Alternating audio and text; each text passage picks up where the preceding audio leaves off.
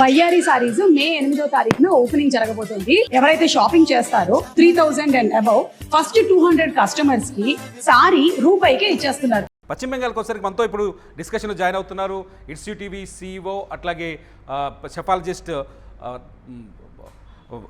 శివరాచల గారు. సార్ మీకు ఏమనిపిస్తుంది అంటే పశ్చిమ బెంగాల్లో మనం సరే తమిళనాడుకి వచ్చేద్దాం, తర్వాత పశ్చిమ బెంగాల్కి వచ్చేసరికి మమతా ఓడిపోయింది. మమతా పార్టీ కూడా చాలా ఘోరమైన రిజల్ట్స్ కనిపిస్తున్నాయి. ఆల్మోస్ట్ ఆల్ ఇంకా కథ ముగిసినట్టుగా కనిపిస్తుంది. మమతా గెలిచినప్పుడే మమతా పార్టీ గెలిచినప్పుడే మమతా ఓడిపోయింది. కాబట్టి మమతా ఓడిపోద్దా లేదనేది పెద్ద క్వశ్చన్ ఏం కాదు. కాకుండా ఇందరి వరకు ఒక గంట కింద వరకు గెలిచే అవకాశం ఉంది, బాగానే కనిపిస్తుంది. ఎప్పుడైతే మమతా పార్టీ ఓడిపోయిందో మమతాను కూడా ఓడగొడతారు అనేది పక్కాది. ఓకే, మమతా కూడా ప్లస్ దాదాపు ఆల్మోస్ట్ వదులుకొని ఉంటున్నాం. అవును. సో మమతా ఓడిపోవడం గురించి ఈరోజు మనం పెద్దగా ఆశ్చర్యపోవాల్సిన అవసరం లేదు. స్టాలిన్ ఓడిపోవడం అది మాత్రం కొంచెం ఆశ్చర్యకరంగా అనుకోవాలి. ఓకే, సో ఖచ్చితంగా మమతాని ఓడగొడతారు అన్నది జరిగింది. సో మొత్తం ఓవరాల్ ట్రెండ్ చూస్తుంటే ఒకసారి తమిళనాడుకు వస్తే మనకి చాలా స్పష్టంగా 74 డిఎంకే కనిపిస్తుంది, 53 ఏఐడిఎంకే. విజయ్ వచ్చేసరికి 107 దగ్గర ఆగిపోయాడు. ఇక్కడ ముగ్గురికి ఎవరికి మ్యాజిక్ ఫిగర్ కనిపించలేదు. అసలు మీరు పొద్దున ఒక విశ్లేషణ చాలా స్పష్టంగా చెప్పారు, సాయంకాలానికి మొత్తం రిజల్ట్స్ అన్నీ మారిపోతాయి, సీట్ల సంఖ్య మారిపోతుందండి. అసలు ఏం జరిగిందంటారు? సో మనం ఉదయం నుంచి చెప్పింది ఏంటంటే విజయ్ 100కు దాదాపు 98 నుంచి 100, 100, 100 దగ్గర ఉంటారు. అబ్సల్యూట్ మెజార్టీ రాదు. ఖచ్చితంగా వేరే వాళ్ళ మద్దతు అవసరం ఉంటుంది ఆయనకనేది మనం అనుకుంది, ఆయన అనుకుంది మనము.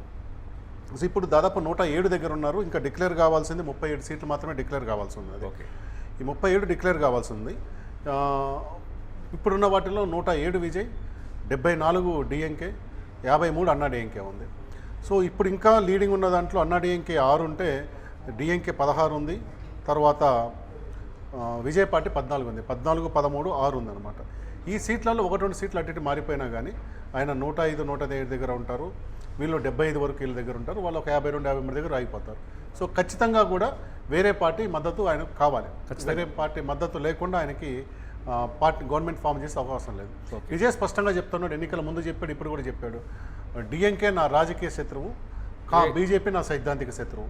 అంటే అన్నాడీఎంకే కలిసి ఉంది కూడా అన్నాడీఎంకే గురించి ప్రత్యేకమైన కామెంట్ లేదు. కాకుండా ఒకసారి బీజేపీ అన్నాడీఎంకే విడిపోతా అనుకోండి, అన్నాడీఎంకే డిఎంకే రెండు కూడా ఆయనకు ఒకటే, వేరు కాదు. అలాగే ఇంకో మాట కూడా అన్నాడు, అసలైన కాంగ్రెస్ నాతోనే ఉంది, తమిళనాడు కాంగ్రెస్ మాత్రమే స్టాలిన్తో ఉంది. అంటే ఆయన మొదటి నుంచి కూడా కాంగ్రెస్కి అనుకూలంగా చూపిస్తూ ఉన్నారు. తర్వాత వాళ్ళ తండ్రి చంద్రశేఖర్ గారు కూడా మేము కాంగ్రెస్ పార్టీకి ఆహ్వానిస్తాము, వాళ్ళతో పాటుగా పవర్ షేర్ చేసుకున్నామనే విషయం కూడా చెప్పారు. అది అయితే ఇప్పుడు చూస్తున్నప్పుడు కాంగ్రెస్ పార్టీకి 5 సీట్లు వచ్చే అవకాశం ఉంది. 3 ఆల్రెడీ గెలిచారు, 2 లీడింగ్ ఉంది. ఇంకా పెద్ద మారటానికి ఏం అవకాశం లేదు చూస్తున్నప్పుడు. అట్లాగే కమ్యూనిస్టులకి 4 సీట్లు ఉన్నాయి, 4 + 5 9. సో ఈ 9 మంది కనుక విజయ్కి మద్దతు ఇస్తే, ఇప్పుడు ఆయన 107 దగ్గర ఉన్నాడు, 107 దగ్గర ఆగాడు అనుకోండి, 118 కావాలి, 11 సీట్లు ఉన్నాయి. ఈ 11 సీట్లకు కాను వాళ్ళకి 9 సీట్ల నుంచి వస్తుంది. అట్లాగే విజయకాంత్ పార్టీకి 1 సీట్ ఉంది.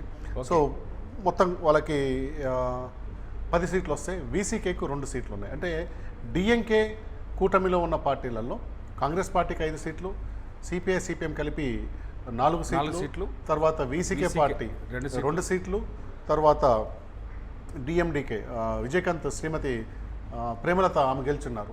సో వీళ్ళందరూ కలిచారనుకోండి, ఆయనకు కావాల్సిన సీట్లకు రావడానికి అవకాశం ఉంది. రాహుల్ గాంధీ కూడా కొద్దిసేపటి క్రితం ట్వీట్ చేశాడు, విజయ్ని విష్ చేశారని చెప్పేసి. అంటే ఈ పరిణామాలను చూస్తుంటే చాలా ఈజీ, విజయ్తో పొత్తుకు కాంగ్రెస్ ముందు ఆలోచనలో ఉంది. పెద్ద ఆటంకాలు ఏముండవు. ఆయన మొదటి నుంచి కాంగ్రెస్కి అనుకూలంగా చెప్తున్నాడు. ఈరోజు డిఎంకే కూడా మీరు వాళ్ళతో వెళ్ళిపోవద్దని గట్టిగా డిమాండ్ చేసే పరిస్థితి లేదు. ఎవరొకరు గవర్నమెంట్ ఫామ్ చేయాలి. వీళ్ళు ఎవరు ఇవ్వకుంటే ఏం జరుగుతుంది?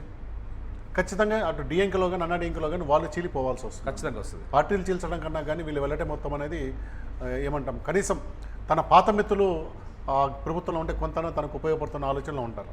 ఓకే, అంటే గత ఎన్నికలకు ముందు విజయ్ కాంగ్రెస్ పార్టీతో చర్చించినటువంటి కొంత ఆఫర్ ఇచ్చినట్టుగా ఉంది. అప్పుడు కాంగ్రెస్ పార్టీ విజయ్ ఆఫర్ని తిరస్కరించి ఇప్పుడు తప్పు చేసింది అనుకోవచ్చా? అదే చెప్తున్నాడు, అసలైన కాంగ్రెస్ అంటే ఢిల్లీ కాంగ్రెస్, రాహుల్ కాంగ్రెస్ నాతో ఉంది, తమిళనాడు కాంగ్రెస్ మాత్రమే స్టాలిన్తో ఉంది అనేది. ఓకే, అంటే ఆ రోజు వాళ్ళకి చెప్పిన కారణం కూడా వాల్యుబుల్. ఈ రోజు గెలిచాం కాబట్టి మనం ఏమంటాం, వాళ్ళకి అనుకూలంగా మాట్లాడొచ్చాము. కానీ ఇంతకాలం నాకు నమ్మకమైన మిత్రుడుగా ఉన్న డిఎంకేని వదిలేసి నేను స్టాలిన్తో పోతే ఎలా?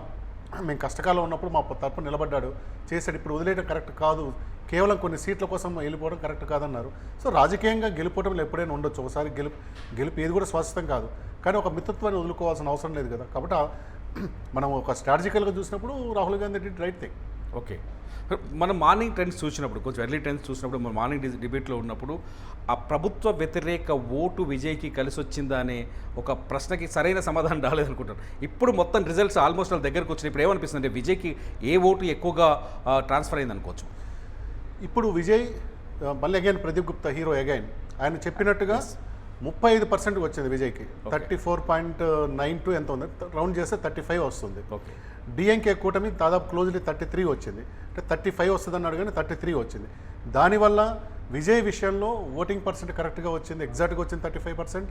సీట్ల పరంగా కూడా 107 ఆయన చెప్పిన రేంజ్ 98 నుంచి 120 ఆ రేంజ్లో ఉంది. కాబట్టి విజయ్ విషయంలో 100% access my India Pradeep correct. DMK కూటమి దగ్గరికి వచ్చేసరికి 35% ఓటింగ్ వస్తుంది అనుకున్నాడు, కానీ 33 దగ్గర ఆగింది. ఆ 2% పోవటం వల్లనే వీళ్ళు 75 సీట్ల దగ్గర అయిపోయారు. ఆ 2% కనుక వచ్చుంటే వీళ్ళు కూడా ఆయన చెప్పినట్టు 92 నుంచి 110 మధ్యలో వచ్చిండేవాళ్ళు. కేవలం ఆ 2% మాత్రమే. ఆ 2% నిజంగా ప్రభుత్వ వ్యతిరేకత ఓటా అంటే చాలా కష్టం. డిఎంకే కూటమికి 33% వచ్చింది. వాళ్ళకు ఒరిజినల్గా 32-38% వాళ్ళ ఓట్ బ్యాంక్ ఉందనుకుందాం, ఓడిపోయి అనుకుందాం. సో వాళ్ళు కోల్పోయింది ఏముందంటే వాళ్ళ ఓట్ బ్యాంకులో కొంత కోల్పోయినట్టున్నారు. అందులో కూడా ఫస్ట్ టైం ఓటర్లు పోతారని అంచనా ఉంది. సో ప్రభుత్వ వ్యతిరేకత ఓటు అంతా కూడా విజయ్కి పోయి ఉంటే విజయ్కి డిఎంకేకి సమానమైన ఓటు దాదాపు 2% ఓట్లు వచ్చి రాదు. సో నేనేం చెప్తాను, ఇదే ప్రదీప్ గుప్తా పోలింగ్ అయిన రోజే చెప్పాడు, ఇది ప్రభుత్వ వ్యతిరేక ఓటు కాదు అని చెప్పాడు. ఓకే, ప్రభుత్వ వ్యతిరేక ఓటు కాదన్నాడు. సో సీట్ల పరంగా వీళ్ళు కోల్పోయినా వాళ్ళకి రావాల్సిన ఓట్లు అదే వస్తున్నాయి, పెద్ద మార్జిన్ లేదు. ఎవరు ఎక్కువగా నష్టపోయారు ఇక్కడ? అన్నాడీఎంకే కూటమి. ఓకే, అన్నాడీఎంకే తన సొంత బలంకి రావాల్సిన 32 వాళ్ళకు కూడా 30, ఈ రెండు పార్టీలో కూడా 32 నుంచి 35 మధ్యలో ఉంటుంది. వాళ్ళంతవరకు రాలేదు, వాళ్ళు 27-28 దగ్గర అయిపోయినారు. ఓకే, వాళ్ళు కోల్పోయినారు. డిఎంకే కొంత వాళ్ళు కూడా ఒక 3-4% కోల్పోయి. ఎక్కువ ఎవరు కోల్పోయారంటే అన్నాడీఎంకే కోల్పోయింది. అన్నాడీఎంకే ఎక్కువ ఓటు శాతం కోల్పోతే అది ప్రభుత్వ వ్యతిరేక ఓటుకు మాత్రం పోయిందని చెప్పలేము. ప్రభుత్వ వ్యతిరేక ఓటు ఎంతో కొంత పోయి ఉంటుంది. నిజంగా విజయే కనుక ఎన్నికల్లో లేకపోయి ఉంటే ఆ రోజు హైపోథెటికల్ సిచ్యువేషన్లో డిఎంకే వద్దు అనుకున్న వాళ్ళంతా అన్నాడీఎంకే వేసేవాళ్ళ, అది హైపోథెటికల్. అలా వేస్తారో లేదో చెప్పలేము, ఎందుకంటే ఇద్దరు ద్రావిడ పార్టీలు కాదనుకొని కొత్తగా వచ్చిన పార్టీ వచ్చింది కాబట్టి వీళ్ళిద్దరిని కాదనుకొని వాళ్ళు వస్తున్న సందర్భంలో మనం దాన్ని చెప్పలేము. ఓకే, ప్రభుత్వ వ్యతిరేక ఓటు మాత్రమే కాదు ఇది. ఈ రెండు ద్రావిడ పార్టీలుగా ప్రత్యామ్నాయంగా ఒకటి చూస్తూ ఉన్నారు. నేను చెప్పేది ఏమంటే విజయ్ గెలుపుకి ప్రధానమైన కారణం ప్రత్యామ్నాయంగా చూడటమే. ఓకే, డిఎంకేను ఓడగొట్టడమో అన్నాడీఎంకేను ఓడగొట్టడమో కాదు. కొత్తగా వచ్చాడు, కొత్తగా ఇతనికి అవకాశం ఇవ్వాలి, ఈ రెండు పార్టీలకు భిన్నంగా ప్రత్యామ్నాయంగా చూడాలన్న కోణంతో అతనికి మెజారిటీ ఓట్లు వచ్చినాయి. మొదటి నుంచి అనుకుంటున్నట్టు కానీ ఫస్ట్ టైం సెకండ్ టైం ఓటర్లు వేశారు, ఉమెన్ ఓటర్లు వేశారు. ఎన్టీకే ఓట్ బ్యాంకు, ఎన్టీకే ఈరోజు 3.8, ఇంతమంది 8.2. మనం మొదటి నుంచి చెప్తున్నాం సగం శాతం వాళ్ళు కోల్పోతారని. అందులో నుంచి కొంత కోల్పోయింది. వివిధ వర్గాల నుంచి కూడికల సమూహంగా వచ్చింది, కానీ ఏకపక్షంగా ఒకే వర్గం నుంచి రాలేదు. ప్రతి వర్గంలోంచి కూడా ఆయన ఓట్లు తీసుకోగలిగారు. విజయ్ పార్టీ స్థాపించి జస్ట్ 2 సంవత్సరాల 2 నెలలు ఎలక్షన్ వచ్చినాటికి, ఈ 2 సంవత్సరాల 2 నెలలలో పార్టీని ఈ స్థాయిలో గ్రౌండ్లోకి ఎలా తీసుకుపోగలిగాడు? ఇంత నేను మళ్ళీ చెప్తున్నాను, విజయ్ గెలుపు సంస్థాగతమైన గెలుపు కాదు.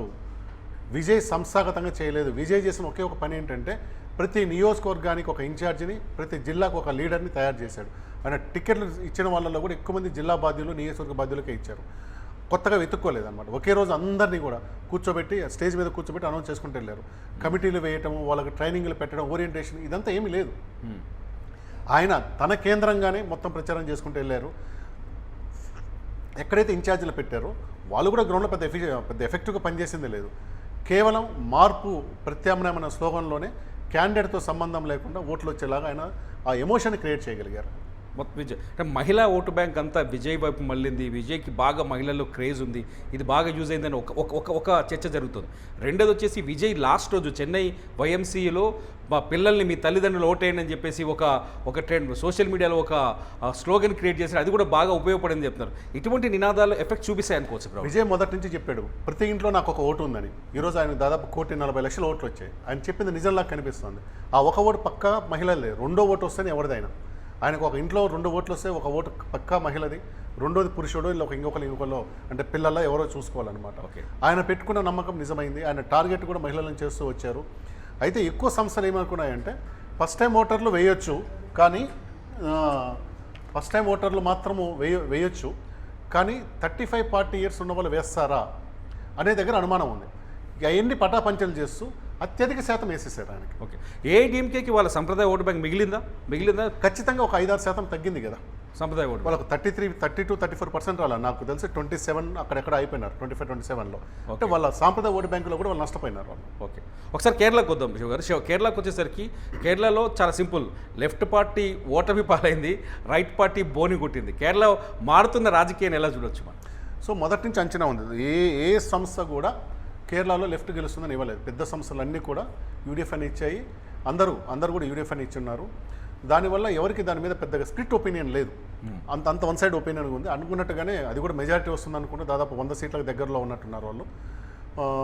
కాంగ్రెస్ లెఫ్ట్ పతనం అనేది అనివార్యం అనేది కేరళలో దాదాపు 1.5 కేరళ మాత్రమే కాదు, మొత్తం దేశంలో చివరి రాష్ట్రం.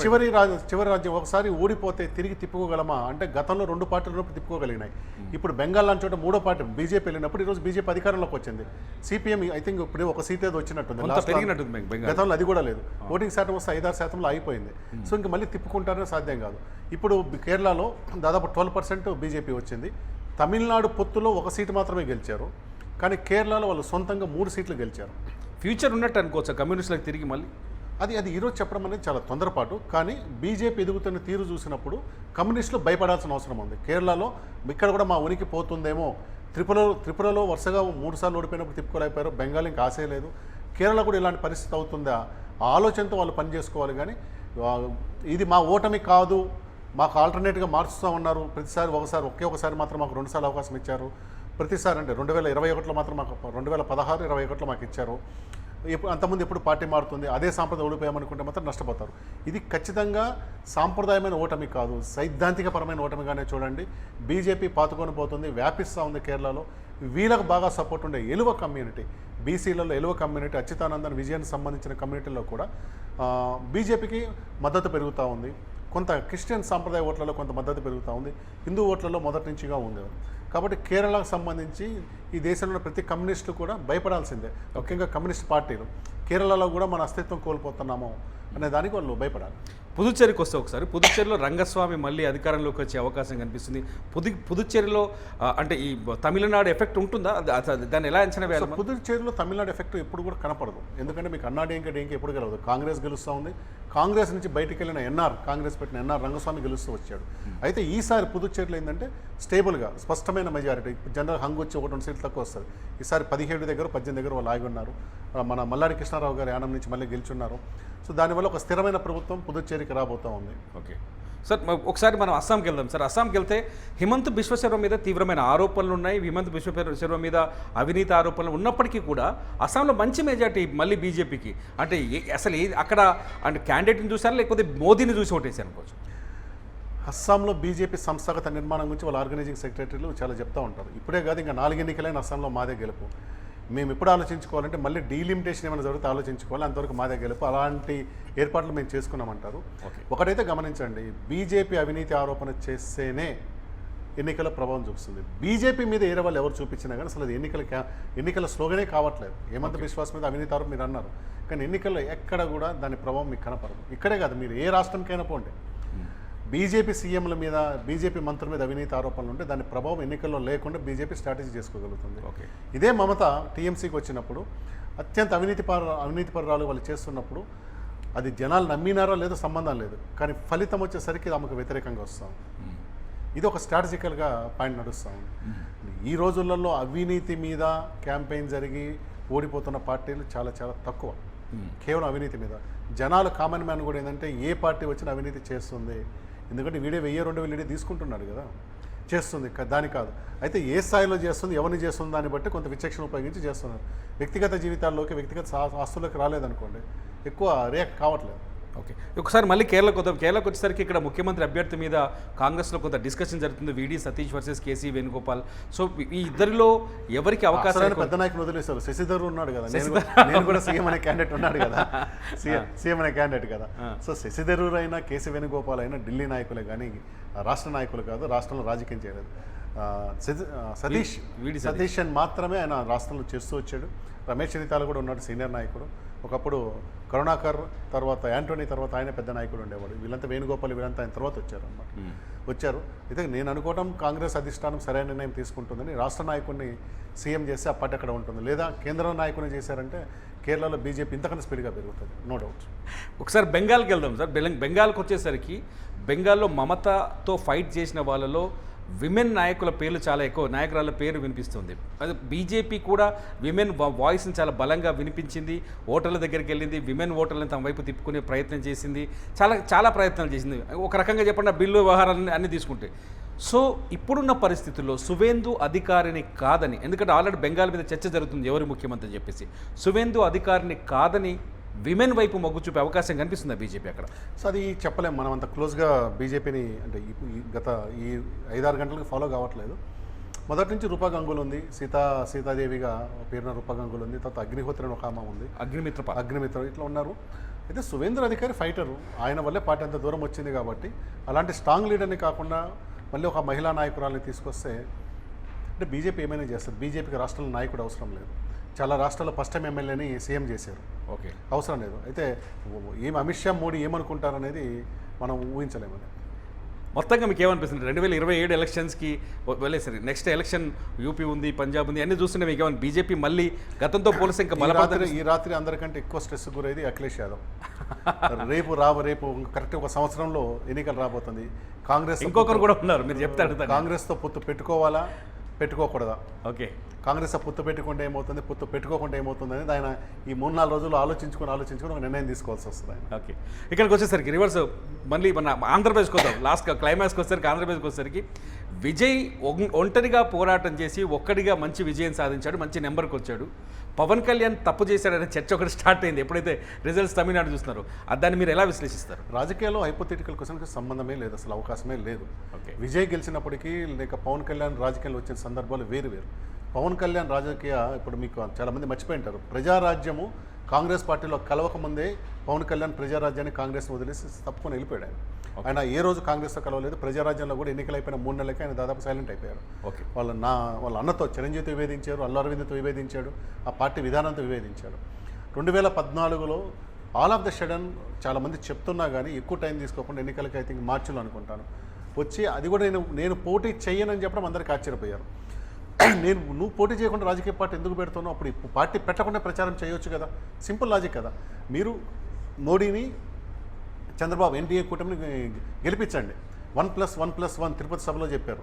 వీళ్ళు ఇచ్చే వాగ్దానాలకి నాది బాధ్యత అని చెప్పారు. ఆ రోజు అడిగారు, నువ్వు పవర్లో లేకుండా నీకు అధికారం లేకుండా నువ్వు ఎట్లా బాధ్యత వహిస్తామని. నాకు మోడీ గారి మీద నమ్మకం ఉందని చెప్పారనమాట. ఒక రకంగా త్యాగం చేశాడు ఆ ఎన్నికల్లో, పోటీ చేయకుండా. అది స్ట్రాటజికల్ కరెక్టా రాంగా అనేది ఇది అయిపోయింది క్వశ్చన్. అది పోటీ చేయలేదు. కానీ విజయ్ వచ్చినప్పుడు నేనే సీఎం అని వచ్చాడు. పవన్ కళ్యాణ్ వచ్చినప్పుడు నేను సీఎం అని రాలే, వాళ్ళ అన్న సీఎం అని వచ్చాడు, ఇప్పుడు రాలేదు. ప్లస్ పవన్ కళ్యాణ్కి కొంత క్యారీ బ్యాగ్ ఉంది. ఎలా ఉంటుందంటే విజయ్ వెనక క్రిస్టియన్ అని చెప్పిన ఈరోజు రిజల్ట్ చూస్తే క్రిస్టియన్స్తో మాత్రం ఆయన గెలవాల. ప్లస్ ఆయన ఏ రోజు కులాన్ని ఆయన ఓన్ చేసుకోలేదు. ప్లస్ ఆయన క్రిస్టియన్ అయినా కానీ ఆయన ఎక్కువ పోయేది తిరుచెందూరు మురుగన్ గుడికి వెళ్తాడు. అక్కడ ఆయన రెగ్యులర్ ఎన్నికల సంబంధం లేకుండా సినిమాలు ఉన్నప్పటి నుంచి పోతూ ఉంటాడు. తర్వాత షిరిడి సాయిబాబా దగ్గరికి పోతూ ఉంటారు. ఆయన కేవలం చర్చికి వెళ్ళి సిలువతో మాత్రం క్రిస్టియన్కి గుర్తింపు తెచ్చుకోలే. ఆయన స్వతహాగా ఆయన ఉన్న మతానికి ఆయన గౌరవించుకొని ఆయన పాటించినా కానీ క్రిస్టియన్ అనే ముద్ర అంటే ఆయన నిజంగా భక్తుడు అయి ఉంటాడు అనుకోండి. ఎందుకంటే 10-12 ఏళ్ళ నుంచి అట్లా చేయరు. రాజకీయాలు రావాలనుకుంటే ఎవరైనా యాక్ట్ చేస్తాడు, కానీ ఇతను చాలా 10-12 చేస్తున్నాడు కాబట్టి ఆయన న్యాచురల్గానే ఆ దేవుళ్ళని నమ్మి వాళ్ళ దగ్గర పోతున్నాడు అనుకోవాలి. ఈయన మీద ఏ పార్టీ ముద్ర లేదు, ఏ మత ముద్ర లేదు. ప్లస్ ఫ్రెష్గా ప్రత్యామ్నాయంగా వస్తున్న ఆలోచన ఉంది. పవన్ కళ్యాణ్ దగ్గరికి వచ్చేసరికి ప్రత్యామ్నాయం అనే ఆలోచన లేదు. ప్రజారాజ్యం అనేది ఒక ప్రత్యామ్నాయం అయి ఉండాలి. కానీ ఆ రోజు వాళ్ళకున్న స్ట్రాటజీ, ఇటు పక్కన రాజశేఖర రెడ్డి గారు ఇలాంటి స్ట్రాటజిస్టు, తర్వాత చంద్రబాబు నాయుడు గారు, టీఆర్ఎస్ కేసీఆర్ గారు కమ్యూనిస్టు కలిసి మహాకూటమి వాళ్ళు పెట్టడంతో వాళ్ళు అనుకున్న విజయం సాధించలేదు. ఒకవేళ మహాకూటమి లేకుండా ఓన్లీ టీడీపీ అయి ఉంటే ప్రజారాజ్యానికి ఇంకొన్ని సీట్లు పెరిగి హంగు వచ్చి ఉండొచ్చు ఆ రోజు. కానీ ఆ రోజున్న వాళ్ళిద్దరు లీడర్స్లో ఉన్న స్ట్రాటజీ వల్ల రాలేకపోయింది. మరి 2019లో ఇండివిజువల్గా పోయారు కదా, 6.7% వచ్చింది కదా. కానీ ఎవరు ఈయన ఎన్నుకున్నది, ఆయన ప్రత్యామ్నాయంగా కాలేకపోయాడు అప్పటికి. ఎందుకంటే ఆల్రెడీ ఒక పార్టీకి సపోర్ట్ చేసావు, ఆ పార్టీ తరఫున నాది బాధ్యత అని చెప్పావు. ప్లస్ ఎంత కాదనుకున్నా కానీ కాపు కులం అనేది ఆయన వెనక ఉంది, నువ్వు కాపు కుల నాయకుడు అవుతావు అని చెప్పి ఒకటి ఉంది. నిజంగా కాపులు సపోర్ట్ చేస్తుంటే ఆ ఎన్నికల్లో పవన్ కళ్యాణ్ పూర్తిగా ఏం చేయలేదు. చేస్తుంటే ఆయన గాజువాకలోనో భీమవరంలో గెలుచుండాలి, పూర్తిగా ఏం చేయలేదు. కానీ ఆ ముద్ర అయితే ఉంది కదా, వేరే కులాల్లో ఆ ముద్ర ఉంది కదా, దాన్ని ఎట్లా పోల్చుకుంటారు? విజయ్ వచ్చిన సందర్భము, ఆయన వచ్చిన తీరు వేరు, పవన్ కళ్యాణ్ రాజకీయ రంగ ప్రవేశం వేరు. ఈ రెండింటిని పోల్చడానికి లేదు. విజయ్ ఇండివిజువల్గా పోయాడు కాబట్టి నేను కూడా ఇండివిజువల్ పోతే గెలుస్తాడా అంటే అది తెలుగు రాజకీయాల్లో ఏం జరుగుతుందనే దానికి అసాధ్యమైన అంశము. ముందు అసలు పవన్ కళ్యాణ్ అనే వ్యక్తిని ప్రత్యామ్నాయంగా సొంత పార్టీ నుంచి ఈ ఒత్తిడి ఎక్కువగా కనిపిస్తుంది, అంటే సొంత పార్టీ నుంచి ఇటువంటి కామెంట్స్ ఎక్కువ కనిపిస్తున్నాయి. మరి ఆయన 2 చోట్ల ఓడిపోయినప్పుడు సొంత పార్టీలు ఎవరు మిగిలేరు? నిజంగా పవన్ కళ్యాణ్ నేను 2021-22 చూసినప్పుడు ఆయన పక్కన నిలబడ్డ వాళ్ళు ఎవరన్నా ఉన్నారా? ఆయన అందుకే ఒక స్టేట్మెంట్ ఇచ్చాడు ఎన్నికలప్పుడు, నాతో ఉన్నవాడే నావాడు, నా నిర్ణయం నచ్చిన వాడే నా సైన్యం, నాతో ఉండండి ఒక మాట ఆయన ఓపెన్గా చెప్పుకున్నాడు. ఈ సలహాల సందర్భాలు కాదు, నేను ఒక నిర్ణయం తీసుకున్నా, నా నిర్ణయాన్ని సమర్థించి నాతో నిలబడకుండా నా నిలబడి వాళ్ళే నా వాళ్ళు వాళ్ళే నా సైన్యం అని చెప్పుకున్నారు కదా. సో ఈ 2 వేరు సందర్భాలు. ఒక రాజకీయంగా ఏంటంటే తెలుగు రాజకీయాల్లో ఒక సాంప్రదాయం ఏంటంటే దేశంలో ఏం జరిగినా కానీ తెలుగు రాజకీయాల కోణంలో చూస్తూ ఉంటాం. మన ఉదాహరణ తీస్తే పలానా వాళ్ళు ప్రచారం చేయడం వల్ల గెలిచారు, లేక చేయటం వల్ల ఓడిపోయారు, 2 రకాల సంబంధాలు ఉంటుంది. వాస్తవంగా ఈ ప్రచారం వల్ల ప్రభావాలు ఏముండవు. నాకు ఇదే మహారాష్ట్ర అప్పుడు ఒక బీజేపీ అధికారి నాకు ఆర్గ్యుమెంట్ అవుతుంది, మీరు చెప్పట్లేదు పవన్ కళ్యాణ్ వల్ల మహారాష్ట్ర బీజేపీ గెలిచిందని చెప్పట్లేదు అంటారు. బస్ అట్లా అవ్వదు. పవన్ కళ్యాణ్ నిజంగా నువ్వు లిస్ట్ తీసుకో, అక్కడంతా బీజేపీ ఓడిపోయి ఉంటుంది, ఇంకో చోట ఓడిపోయి ఉంటుంది. ఇప్పుడు చంద్రబాబు నాయుడు గురించి అయితే ఓడిపోయింది, తను సాతూరు నుంచి నయనాల నాగేంద్ర ఓడిపోయినారు. అవి ప్రభావాలు ఉండదు, కట్టసి అంతే. ఎందుకంటే మనం మిత్రపక్షంగా ఉన్నాము, పెద్ద నాయకులు పరిచయస్తులు ఉండటం వల్ల పోయి పరిచయం చేస్తాం. జేసీ ప్రభాకర్ రెడ్డి గారు టీడీపీలో ఉన్నారు, ఆయన పోయి చెన్నై సిటీలో ఆయన పాత మిత్రుడు కాంగ్రెస్ అభ్యర్థి ప్రచారం చేసి వచ్చాడు, కాబట్టి ప్రభాకర్ రెడ్డి పోయి చేశాడు. కొన్ని కట్టసి ప్రచారాలు వేరే, కానీ వీళ్ళ వల్ల ఫలితాలు మారిపోతాయని వస్తాయనేది ఉండదు. కాకుండా మన తెలుగు లాంటి ఏంటంటే ఇది ఎక్కువగా ప్రచారం చేసుకుంటూ ఉంటారు. ఓవరాల్గా లాస్ట్ నా ఉద్దేశంలో తమిళనాడు విజయ్కి తెలుగులో పవన్ కళ్యాణ్ పొలికి పెట్టడం అనేది అసంబద్ధమైన విషయం. ఓకే, ఫైనల్గా ఫైనల్గా వస్తే కాంగ్రెస్ పార్టీ పశ్చిమ బెంగాల్లో కావచ్చు, అస్సాంలో కావచ్చు, తమిళనాడులో కావచ్చు ఆశించిన స్థాయిలో ఎక్కడ కనిపించట్లేదు. కాంగ్రెస్ మరింత తగ్గిపోతున్నట్టుగా కనిపిస్తుంది. కాంగ్రెస్ పరిస్థితి, కాంగ్రెస్ పార్టీ ఈవెన్ కేరళకు వచ్చినా కాంగ్రెస్ పార్టీ డీలా పడేది ఒక అస్సాం విషయంలో డీలా పడి ఉంటుంది. ఎందుకంటే అధికారంలో రాకపోయినా సీట్ల విషయంలో బాగా తెచ్చుకోగలమంటాము. డీకే శివకుమార్ మేము కూడా క్యాంప్ రాజకీయాలు పెట్టాము, రిసార్ట్లు బుక్ చేసామని చెప్పాడు. అంటే వాళ్ళు కనీసం ఇప్పుడు 28 వచ్చింది, అప్పుడు 40-50 వస్తాయి అనుకున్నారేమో. అది రాకపోవడం వాళ్ళు డీలా పడి ఉండాలి. కేరళ గెలవడం వాళ్ళకు ఒక ఉత్సాహం. అయితే జాతీయ రాజకీయాలు చూసినప్పుడు మీకు ఏమనిపిస్తుందంటే, ఒక పార్టీ కొత్త పార్టీ ఎదగాలన్నా, ఒక చచ్చిపోయిన పార్టీ తిరిగి ఎదగాలన్నా కానీ వ్యాక్యూమ్ రావాలి. ఇప్పుడు మీకు వెస్ట్ బెంగాల్లో ఆ వ్యాక్యూమ్ వస్తుంది. వెస్ట్ బెంగాల్లో మమతా పార్టీ సర్వై అవుతుందా లేదా అనేది క్వశ్చన్ మార్క్. ఈరోజు నిన్నట్లాగా స్ట్రీట్ ఫైట్ చేయలేదు. ఆ వెనక నిలబడ్డప్పుడు ఒకప్పుడు సిపిఎం వెనక 35 ఏళ్ళు ఉన్న వాళ్ళు ఒక్కసారిగా మమతా వైపు వెళ్ళారు. తర్వాత ఆయనకి వచ్చేసరికి బీజేపీకి వెళ్ళారు. బీజేపీకి మాకు ఓటు బ్యాంక్ కాదు, కమ్యూనిస్టుల leadership, communist cadre first Mamata పోయిన వాళ్ళు 2 ఎన్నికకి వచ్చేసరికి 2016 వచ్చేసరికి 2011లో మమతాతో ఉన్నారు. మమతాను ఆ రోజు ఎన్నిక చేసిందంటే ఎవరు? ఆ రోజు ఉన్న మావోయిస్ట్కి ఆజాద్ ఎన్ని స్టేట్మెంట్లు వస్తూ ఉన్నాయి. కమ్యూనిస్ట్ పార్టీ సిపిఎం నుంచి పోయిన వాళ్ళు చేశారు కదా నందిగ్రామ్కి వ్యతిరేకంగా. ఈమె పాలన మళ్ళీ కుదరక ఈమె కూడా అదే చేస్తుందని చెప్పి తిరిగి వాళ్ళు బీజేపీకి వచ్చిన్నారు.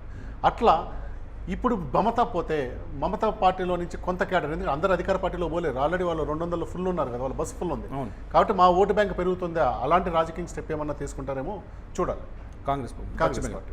మొత్తం thank you so much Shiva గారు. ఇది మొత్తానికి కౌంటింగ్ అయితే కొనసాగుతుంది, కౌంటింగ్ ప్రక్రియ ఇంకా కొనసాగుతుంది. మరి పూర్తి వివరాలు వచ్చేందుకు మరికొంత సమయం పట్టే అవకాశం ఉంది. ఎలక్షన్ కమిషన్ అన్ని సీట్లను 100% డిక్లేర్ చేయడానికి ప్రస్తుతానికి అందుతున్న సమాచారం ప్రకారం తమిళనాడులో డిఎంకే 74, ఏఐడిఎంకే 53, టీవీకే 107 దగ్గర ఉంది. కేరళలో 102 యూడీఎఫ్, 35 ఎల్డీఎఫ్, అస్సాంలో 102 బీజేపీ, కాంగ్రెస్ 21, పశ్చిమ బెంగాల్కి వచ్చేసరికి 79 దగ్గర మమత ఆగిపోయారు, 208 దగ్గర బీజేపీ ముందంజలో ఉంది. ప్రస్తుతానికైతే పశ్చిమ బెంగాల్లో ఉద్రిక్త పరిస్థితులు కొనసాగుతున్నాయి. ఈ పూటకి బ్రేకింగ్ న్యూస్, అప్డేట్ న్యూస్ ఏంటంటే మమతా బెనర్జీ భవానీపూర్లో కూడా ఓటమి పాలవడం.